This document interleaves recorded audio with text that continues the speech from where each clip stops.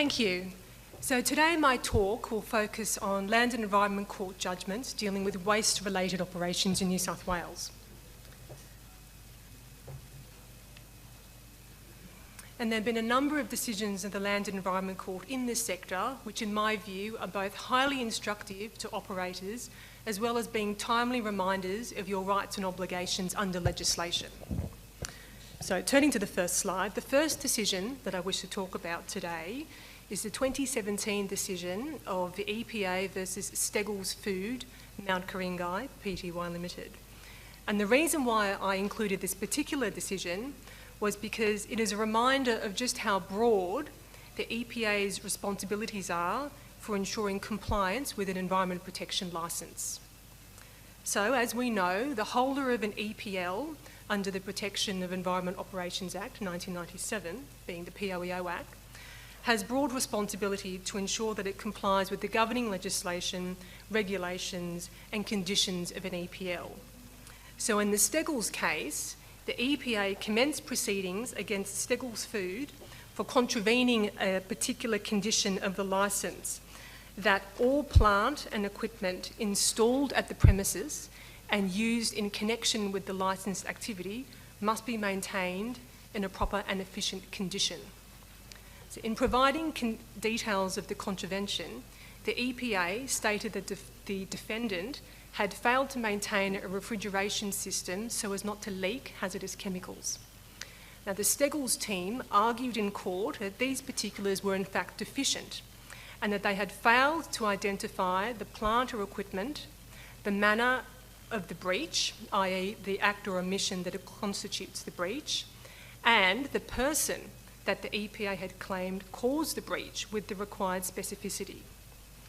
So the prosecutor for the EPA provided further particulars but maintained that it was not necessary to nominate a person responsible for the breach.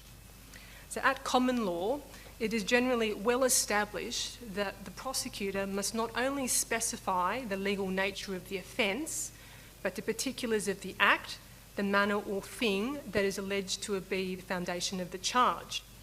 So the prosecutor had to specify the essential factual ingredients of the actual offence, including the time, the place and the manner of the defendant's acts or omissions. So lawyers for Steggles argued that a necessary element of the offence under Section 64 of the POEO Act, which is the section that makes it an offence for a licence holder to breach a condition of an EPL, was that the contravention of the condition by the words by any person, in inverted commas. That is, it was argued that the EPA must identify who the person is and that the EPA had to that is alleged to have been the contravention of the EPL condition. So the court agreed with the defendant and ordered that the EPA provide particulars of the person that had alleged to have contravened that subject condition in the EPL, even if the prosecutor particularises that it is a defendant company or a person unknown to the prosecutor. So essentially the court held that the identity of the human agency involved in the element is an element of the breach charge and therefore must be specified by the EPA in their pleadings. So in a nutshell, this case is important because it highlights, in my eyes, the importance of understanding the scope of your obligations, not only if you've been accused of contravening those obligations, such as in a condition in an EPL, so that obviously you can manage your operations in a manner so as to minimise any potential breaches in the future.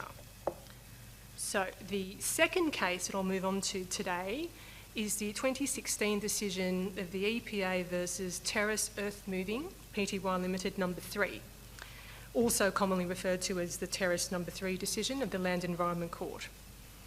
So Terrace Earth Moving carried out demolition and excavation works to various buildings, and the company removed unwanted byproducts, i.e. crushed bricks, concrete, tiles and the like, and transported them for the use of construction of roads on private land. So despite these materials being reused, the finding of guilt was based on the court's findings that the demolished building waste, building material, was waste because it was unwanted by the original owners of the demolished buildings. So this 2016 outcome also followed earlier decisions of the Land and Environment Court and the New South Wales Court of Criminal Appeal in respect of these same proceedings, concerning whether or not the material removed and transported should be properly characterised as waste under the POEO Act. So in the first instance, in the lower court, being the Land and Environment Court before it went to the Court of Criminal Appeal, the Land and Environment Court considered that the material was not waste because, amongst other things, the material was not unwanted or surplus as it had been intended to be reused for road construction. However, the New South Wales Court of Criminal Appeal overturned that decision and then held that it was immaterial as to whether or not the end user or transporter had a use for the material. So rather, the Court of Criminal Appeal determined that the transported material would be waste under the POEO Act if the original owner of the material had no continuing use for it at the time for when it was being transported. So in the 2016 decision of the Land and Environment Court, the judge applied the findings of the Court of Criminal Appeal to the evidence that was presented by the EPA and held that the transported material was waste within the meaning of the POEO Act because it was clearly unwanted by the original owners of the buildings, regardless of whether the material had been sorted or crushed on site prior to transportation for its end use, being the road construction. The court then went on to consider whether the land where the road was being constructed by terrace earth moving could, at the time when the waste was being deposited, have been used as a lawful waste facility.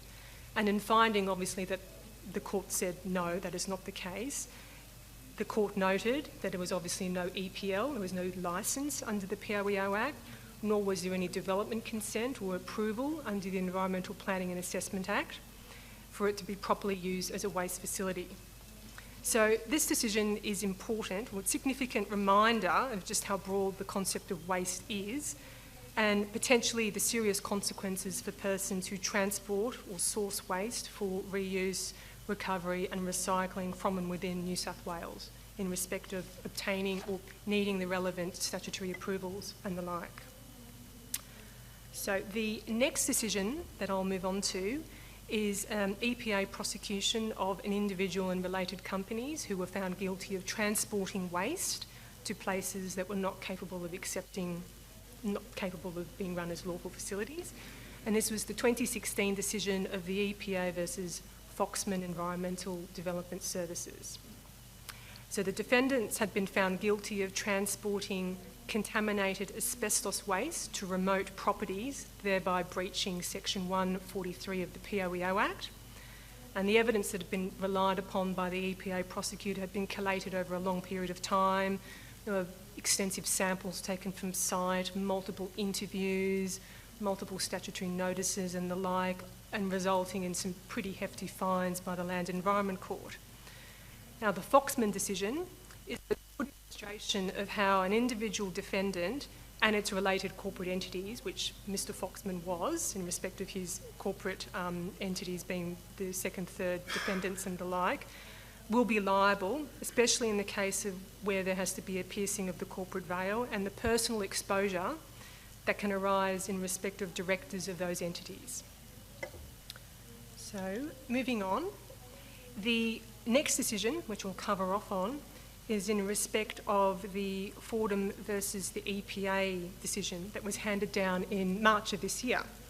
And this is a slightly, unusual case whereby the lawyers for Fordham and two other company officers of, I think it was Enviro Recycling, the managing director, the accounts manager and the operations manager, had been served statutory notices, so section 203 notices requiring them to attend a certain place to be interviewed by EPA officers in respect of an ongoing investigation that they had. So the Enviro Recycling officers, the director and the two managers, commenced Land and Environment Court proceedings seeking relief from the EPA that basically any answers that the three officers were to give the EPA officer in this interview could not be used by the EPA in any potential prosecution later on down the line by the regulator if and when they chose to prosecute. So it's basically an objection on the self-incrimination. So the court, in this respect, declined to grant Enviro Recycling their declaratory relief because the court said basically in circumstances where there were no legal proceedings on foot or prosecution mounted by the EPA in respect of those particular officers, they had an obligation under the POEO Act to answer those statutory notices and make themselves available for the interview. So there was really no grounds of the judges didn't agree on that respect. And to quote, Justice Molesworth of the Land and Environment Court, who handed down this decision, said that if the applicants were charged with a special executive liability offence and a prosecution was pending, there might be a lawful excuse to refuse to attend the interview, the specified time or place to answer the questions. If those circumstances existed, the applicants might be entitled to obtain one of their declarations that they seek, but those circumstances don't exist or prevail at this time, and therefore I cannot conclude a view on hypothetical circumstances. So that's an interesting, because, very often there are some clients who get a bit nervous when it comes to answering statutory notices and the like, and want to know obviously whether what they're answering may or may not be used later on against them. And this is an interesting decision that deals with that spot on. So, in conclusion, obviously in stating the obvious, fully understanding one's rights or obligations that exist in the environmental legal framework that governs and regulates the waste space and resource recovery space is as important now as ever before. And these decisions are just a bit of a snapshot of some of the recent cases that have been handed down in the last few years. Any questions? Yes, is that Alex? Yeah.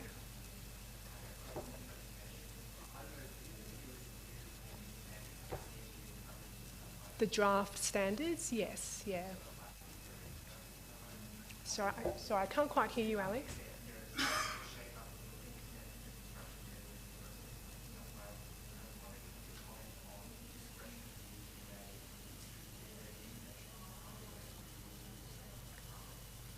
The EPA's discretion in terms of applying those minimum standards?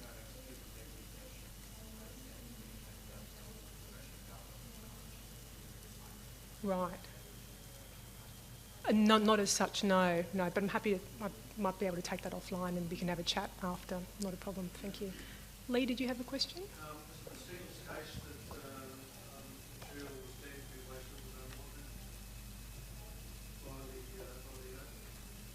No, that was the terrace earth, yeah.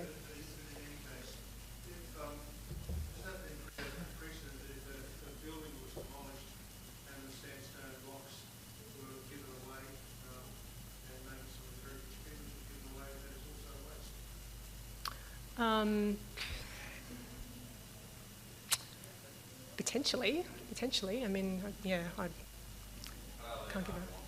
Yeah. It's...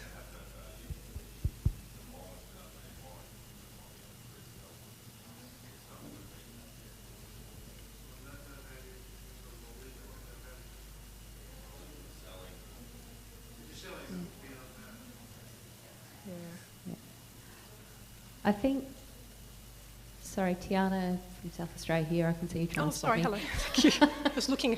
I just thought some of these cases connect very closely with a significant case we had as well, which, we looked at some of the terrorist cases in responding to that, where in answer to your view, I think that concept that comes through in a lot of these cases is that the fact that it was unwanted by the generator but then wanted by someone else, it's still whether material is factually a product at that point. And so if it's ready and intended for imminent use without causing a risk of environmental harm, then it tends to cease to be waste again.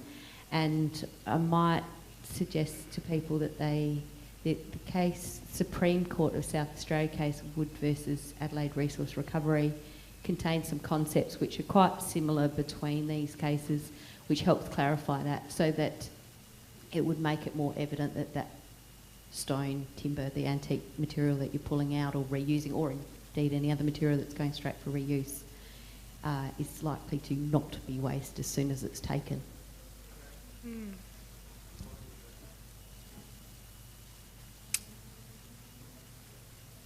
All questioned out?